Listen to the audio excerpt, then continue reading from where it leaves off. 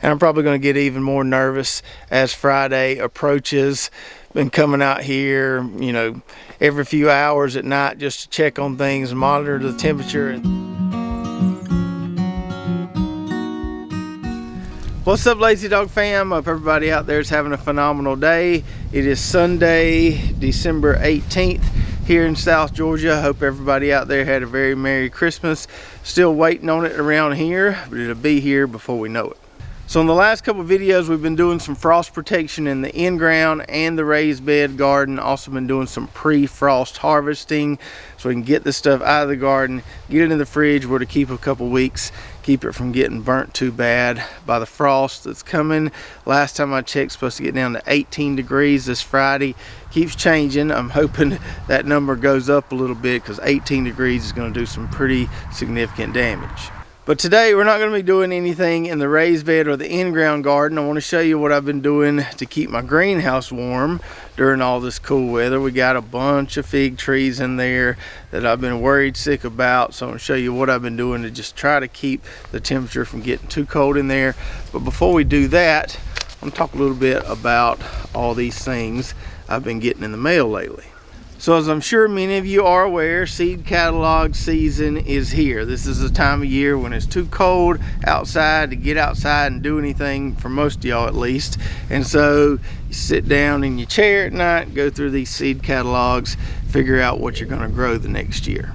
So we've only gotten 3 or 4 in the mail so far, but I'm sure more will be rolling in the next few weeks. Now, one thing to mention here, if you don't get a catalog from some of your favorite seed companies, don't take it personally. So with my marketing business, there are several of my clients that still send out a catalog, and nowadays a lot of catalog companies are doing these things called holdout tests, basically trying to see or prove if this expensive piece of marketing material is still worth producing.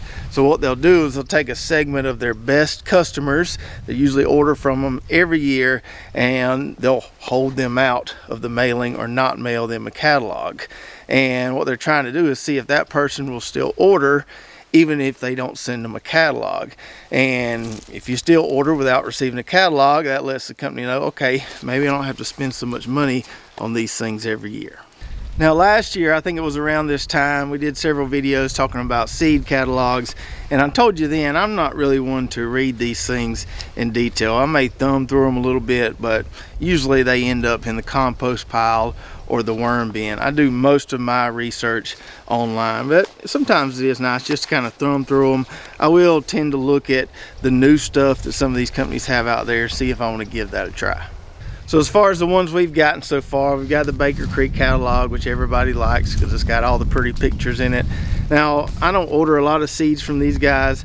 I like the company, I like what they stand for, but I just don't find myself buying a lot of seeds from them. If they got something I can't find anywhere else, or something that a lot of viewers have, you know, highly recommended, I might order something from there, but I don't get a lot from them.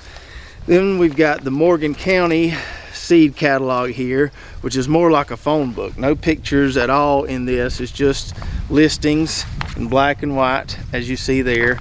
But if you never ordered from Morgan County Seeds, they have pretty dang good pricing, especially for more bulk quantities of stuff. So like those King of Garden lima beans we grew this past fall, got them from Morgan County Seeds. If you need to order a pound of a pretty basic bean or corn variety, that's a good place to order them from.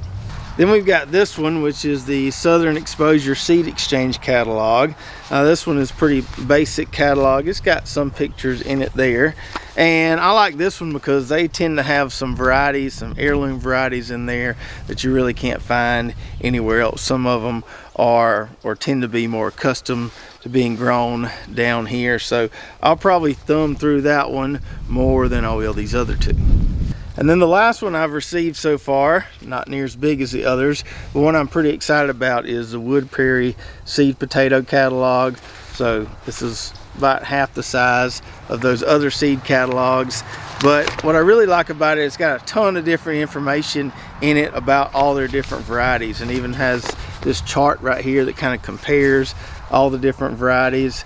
So I can look at the varieties we've grown from them in the past and varieties I may want to try this year and kind of compare them all using that chart right there. And just as a side note here, I don't know if it'll be this week or maybe next week, but I've talked to Jim, who is the main man at Wood Prairie Seed Potatoes, about doing an interview so he could talk about some of the different varieties he has, talk about, you know, general tips for growing potatoes, and maybe doing a little myth busting on some of these things you read out there about growing potatoes. So probably do like a Zoom interview and record it. I can't fly to Maine this time of year. It's probably way too cold up there for me anyways. So we're going to film that at some point. We'll put it on a video coming soon, and I think it'll be really, really informative. Jim is super, super knowledgeable about all things potatoes and all things organic farming. And speaking of seeds, before we go to the greenhouse, I want to give you a little update on this seed crop of Ruiz Okra that's still standing in one of our garden plots. So we planted these 3 rows of okra back in the summer. We harvested a good bit of it, and then we just kind of let it go. Let it produce all the pods it was going to produce, and now we're just waiting on these pods to dry out so we can harvest them for seed. So this is a variety we have named Ruiz Okra, based on the last name of the guy that sent it to us last year. It's our 2nd year growing this variety, and we really, really like it and want to share it with as many people as possible. So the plants themselves are pretty much toast, although we are getting a rogue flower here and there. You can see one at the top of that stalk. Most of the plants have lost all their leaves. Got a few leaves on these plants over here, although I imagine those will be toast by tonight, if not by the end of the week. So I've just been keeping a close eye on these, and when I see a pod that is completely dry, like that one right there, I'll just clip it off, take it inside, put it in the fridge, and once we get them all, we'll start shelling them and collecting the seeds out of them. So you can see these here are drying up as well. That one there isn't quite completely dried, almost there. This one here, it needs a little more time as well to dry up, still got some green on it. So hopefully all those pods will continue to dry well on the stalk for us, and if we're able to harvest all the pods that are sitting out there right now, we should have a decent amount of seed. So once we do harvest all the seed, we'll get it packed up, and we'll probably list it on our website sometime early next year. Now, in addition to the Ruiz Okra, I do have a few other varieties of things that we're probably going to list on the website. In my fridge right now, I've got a big bag of that dwarf cowhorn okra that Cajun Bee grows. He sent me a big bag of that, so we'll pack that up. We'll have that on the website as well. We showed that in our little video tour. We went over to his place. It's a great okra variety. It doesn't get very tall, but it's very, very productive. And then a few other seed varieties we plan to have listed on the website early next year. Getting some things from my buddy Ryan over at Heavenly Hills Homestead. Going to get some of those giant pumpkin seeds that we grew last year. We're going to give them a try again this year, see if we can grow one bigger than 160 pounds. So we'll have some really nice giant pumpkin seeds that come from a really good line of giant pumpkins that Ryan has grown over the years. I think he's sending me some giant butternut seeds as well. He said those are awesome because unlike the giant pumpkins, which you really can't eat or don't want to eat, you can eat these giant butternut squash. And then he's also sending me some giant sunflower seeds as well. And then the last thing I hope to have, and I don't think I'm going to have many of them, are some of those Turkey Creek tomato seeds. So if you've been watching a while, remember back when we had tomato production going on earlier this year, we tried an indeterminate variety that a viewer sent us called Turkey Creek, and I've raved about the flavor of it. It was the best tasting tomato we grew this past year, I believe. So hoping to get some seeds from that variety so you guys can try that as well. Now, one more thing about this okra plot, and I don't know if you can tell, but I came in here and tilled this about a week and a half ago, tilled between the rows and tilled that blank spot over there. My plan was to get a cover crop of mustard planted here. We always like to plant mustard after our okra because it gives us some good biofumigation, really helps out with nematodes, but that plan has been halted. So although the current forecast for the next week and a half looks pretty cold, it will surely warm up here again. There's been some years where we're wearing shorts on Christmas. So as soon as it does warm back up, I'll get that mustard planted here. I've got that trifecta mix from True Leaf Market. We grew that last year. It worked really well. So we are going to plant some mustard here whenever the weather allows us to do so. So now let's talk a little bit about my struggles with keeping this greenhouse warm. So maybe one of these days I'll have an automatic temperature controlled greenhouse, but right now we just got a Trav controlled greenhouse. So this little 10 by 16 greenhouse works great. I love it. But this thing was mainly designed not to get too hot, which is what we need down here. But when we start getting temperatures in the 20s, we can struggle a little bit. So the awesome thing about this greenhouse, especially down here in the deep south, is that we can easily keep it from getting too hot just by rolling up these sides like you see here. We can do this on both sides of the greenhouse and roll it all the way to the top here, keep things from getting too hot in there. And that works really well, because even on days like today, when the temperature outside is in the low 50s, this puppy in here can get in the high 70s just by having the sides rolled down. So during the daytime, when we've got plenty of sunlight, this thing warms up pretty quickly. And even in the winter months, sometimes I'll have to come out here and roll up those sides because it can get too hot in there. On days when we have temps in the mid to high 60s or even the low 70s, it will get too hot in there for those fig trees. But we kind of struggle on these cool nights because this thing isn't sealed off completely. So one downside to having the roll up sides is they're not sealed here. And we've got a little gap there where cold air can enter the greenhouse. Now for some reason my electrical outlets up there aren't working like they should. Got to get an electrician out here soon to check on that. So I've just been running an extension cord from the barn around here to the greenhouse and been using a portable heater in here at the moment. So I've got one of these. I also have another one. One has been sufficient for the last couple nights. Probably going to have to add a second one tonight. So we've got 2 electric heaters we can run in here, and those are usually good enough. With the one electric heater, came out here first thing this morning, it was still 45 in here, trying to keep it from getting below 40. Once we get below 40, we could have some of these baby fig trees die, and we don't want that to happen. Now, in the cases where it gets really, really cold, like if it's going to really get down to 18, I've got a propane heater I can put in here as well. I don't like to use that unless I have to, because it really burns through the propane. I'll go through a tank in a day and a half sometimes, so that can get quite expensive. So we'll start out with electric heaters, keep an eye on the temperature, and if we have to add the propane, we will. And another thing I started doing last night just to kind of test things for this upcoming real cold spell is tape over these sides here, try to seal that off a little bit more. So I put a little Scotch tape on there. I don't want to put any heavy duty tape because even though it could be real cold at night, the next day we could need to roll these up a little bit. So I can't seal it off completely. I need something that's going to pull off there pretty easily, and the Scotch tape seems to be working pretty well. And then as far as the baby fig trees themselves, starting to see a lot of green leaves around here. This GE Neri variety is showing a pretty high success rate as far as propagation goes. All those are looking real good. Those white Marcel's cuttings down at the bottom are looking really good. It's kind of dark, hard to see. Starting to get a little popping on our LSU gold cuttings right here. Still got some down this way. Some of the later ones we started haven't shown any buds or leaves yet, but I'm sure they'll get there.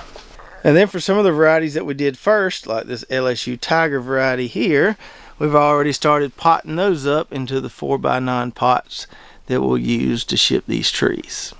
So our propagation is going well. Fig trees seem to be doing well. If I can just keep it from getting too cold in there. It's made me pretty nervous over the last few days, and I'm probably going to get even more nervous as Friday approaches. Been coming out here, every few hours at night just to check on things, monitor the temperature, and then in the day coming out here making sure this thing doesn't get too hot. But I think if we can make it through this cold spell, we'll be okay. It's just going to be a little dicey for a few days there. So I showed you that we've already stepped up some of those trees, and I figured I'd show you the stuff we're using. Go dogs. So this stuff here is what the supplier calls their bed mix. So this is pine bark, compost, peat, and sand. So I got a bulk load of this stuff in that big white bag you see over there, but I emptied it into these geo bins just because it was a lot more accessible, and I can pull my buggy around here with a flat of those 2.5-inch pots and pot them up real quick like to the 4x9 pots.